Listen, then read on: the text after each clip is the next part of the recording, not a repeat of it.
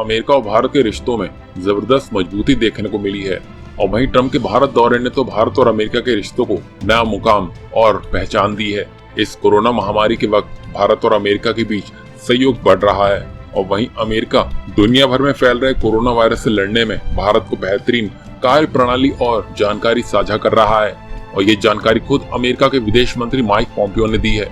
Mic ने कहा है कि कोरोना वायरस ने दुनिया में भयंकर तबाही मचा रखी है, इसलिए ट्रम्प प्रशासन भारत, ऑस्ट्रेलिया, जापान जैसे मुल्कों के साथ मिलकर इस वायरस पर बेहतरीन कार्य प्रणाली और जानकारी साझा करने के लिए काम कर रहा है। उन्होंने कहा कि भारत प्रशांत क्षेत्र में अमेरिका द्वारा किए गए कार्यों को लेकर खास तौर पर गर्व महसूस हो रहा है।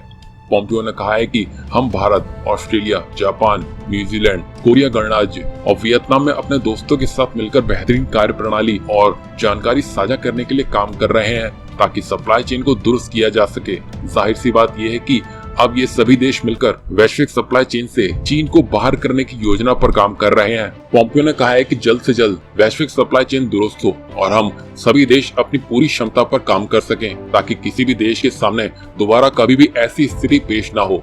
इसका एक उदाहरण हमें भारत में देखने को मिला जब भारत ने कोविड-19 के मरीजों के उपचार के संबंध में जरूरी दवाइयों के एक्सपोर्ट पर से बैन हटाकर उन्हें दुनिया भर में एक्सपोर्ट किया। एक तरफ कोरोना के साथ साथ चीन की काट और दूसरी तरफ सप्लाई चेन दुरुस्त करने के लिए हर संभव कदम उठाने की तैयारी। ये इशारा है कि अमेरिका और भारत दोनों ही देश खुद को इस मुसीबत से उबारने के लिए हर संभव कोशिश कर रहे हैं। अभी हाल ही में सैकड़ों अमेरिकी कंपनियां चीन को छोड़कर भारत में अपना कारखाने स्थापित करना चाहती हैं और अमेरिकी सरकार भी इसके पक्ष में है। पिछले कुछ हफ्तों में अमेरिकी विदेश सचिव और भारतीय विदेश मंत्री यानी कि माइक पोम्पियो और एस जयशंकर के बीच करीब 4 बार फोन पर इसी मुद्दे पर बातचीत हो चुकी है। अभी चीन बैकफुट पर है क्योंकि उसने ऑस्ट्रेलिया जैसे देश के साथ पंगा ले लिया है। वहीं ऑस्ट्रेलिया में चीन के राजदूत ने कहा है कि चीनी ऑस्ट्रेलिया के सामान का बहिष्कार कर सकते हैं। चीन की ऐसी धमकियों से सिर्फ उसका ही नुकसान होगा क्योंकि इस प्रकार चीन वैश्विक सप्लाई से खुद ब खुद बाहर हो जाएगा क्योंकि जापान भी चीन को ऐसा ही झटका देने की सोच रहा है।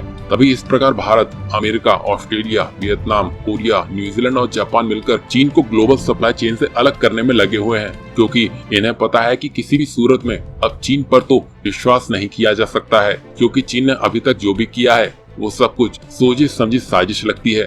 तभी तो चीन लॉकडाउन मुक्त हो चुका है और बाकी देश अभी भी कोरोना की मार झेल रहे हैं। तभी ये सातों देश मिलकर चीन को वैश्विक सप्लाई चेन से निकालने की पूरी तैयारी में है ताकि सही समय आने पर चीन को उसकी औकात दिखाई जा सके।